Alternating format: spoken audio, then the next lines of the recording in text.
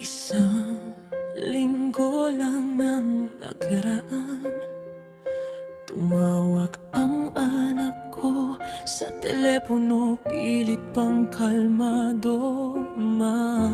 Baka hindi na ligtas na mag-isa ka dyan, at biglang lumamig ang buong kwarto.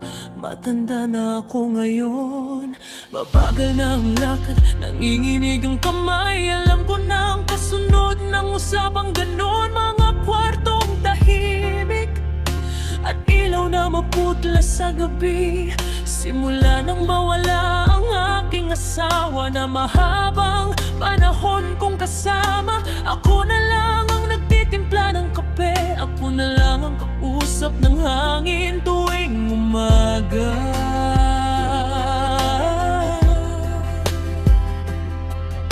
Akala ko sapat na ang katahimikan, na kaya kong sanayin ang sarili. Pero nang madulas ako sa banyo isang gabi, doon ako tunay na natakot mag-isang muli. Paano kung sa susunod na pagkahulog ko wala nang makarinig ng sigaw? Paano kung ilang araw na pala akong wala, bago nila ako maalala? Oh, hindi pala lungkot ang pinakamabigat, kundi ang pakiramdam na wala ka ng lugar. Buhay ka pa, pero unti-unti nang nawawala. Sa mundong dati mong tahanan, tahimik ang bahay. Matapos mawala ang asawa ko, tahimik din pala kahit may kasama. At sa bawat gabing pilit kong kinakaya, takot lang ang kayakap ko sa kama. Kung sakaling bumagsak akong muli, may nahanap pa kaya sa akin? O magiging isa na lang akong alaala, na tahimik na nilalamon ng hangin. Lumipat ako sa bahay ng anak ko, mainit ang yakap ng mga apo. May tawanan sa hapag, may ingay sa kusina. Pakiramdam ko may tahanan na ako, pero mabilis ang ikot ng mundo nila. May trabaho, may lakad, may sariling buhay. Unti-unti akong naging anino, tahimik nakaupo lang sa gilid ng bahay. Mabawasan mo ang alat, mahinaan mo ang TV.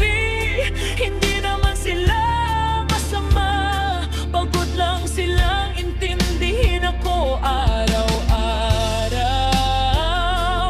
Hanggang isang gabi narinig ko, akala nila'y tulog na ako. Honestly, nakakapagod na, at parang may dahan-dahang dumurog sa puso ko.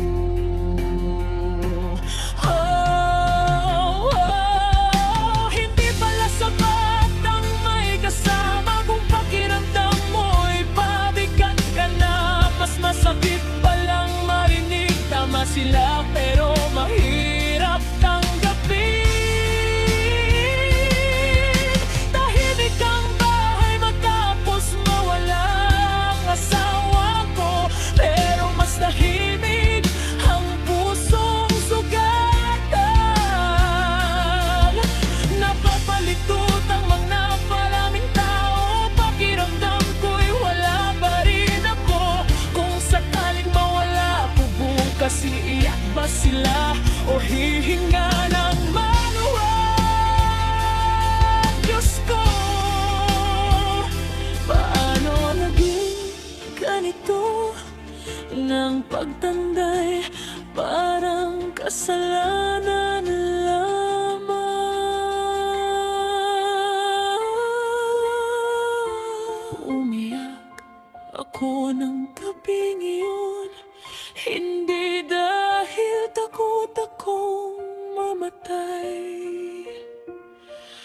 kundi dahil ayokong mabuhay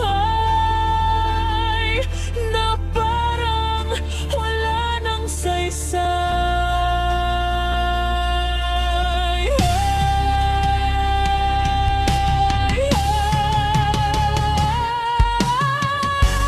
Parang katapusan na ba na pagmamay kahatahad ng laho, na habang humihina ang katawan kasabay ding mawawala ang pagkatao. May liwanag pa kayang dadating sa pusong halos sumugobya? May kamay pa kaya nagagabay at magsasabing may silbi pa ako sa mundo nila?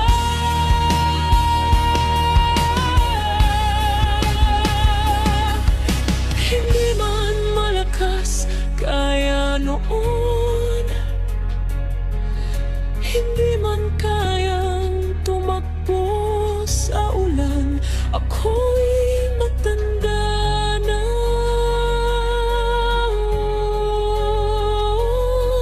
Mahina, mabagal, sugatan pa rin, pero hindi pa sana paalam.